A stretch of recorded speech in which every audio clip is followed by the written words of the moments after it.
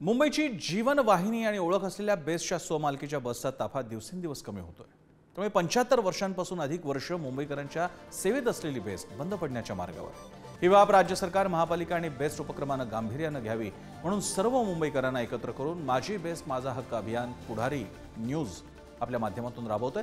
मुंबईच्या वीर कोतवाल हुतात्मा चौक या परिसरातून बेस्ट बसच्या प्रवाशांशी बातचीत केली आहे प्रतिनिधी शिल्पा नरवडे यांनी।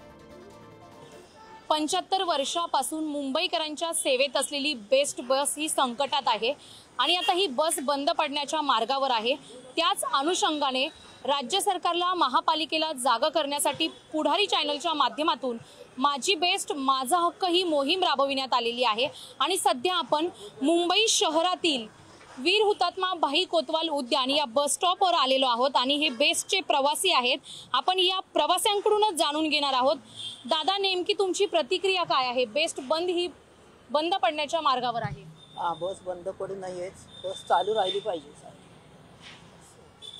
काय वाटतं तुम्हाला? चालू राहायची। दादा, काय वाटतं? बेस्ट चालू बस राहिली संकटात पाहिजे, आहे। चालू राहिली पाहिजे। ती का चालू राहिली पाहिजे? खूप मोठा प्रॉब्लेम होईल। बस जर बंद झाली तर हे जे भरले एवढे कमी झाले म्हणून एवढेच प्रवास येते।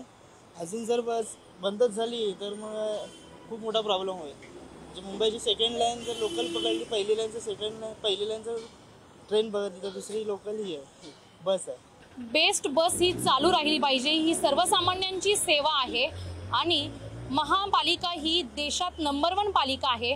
मात्र ही पालिका आता यावर काय ॲक्शन मोडवर येते हे पाहणं महत्त्वाचं ठरणार आहे।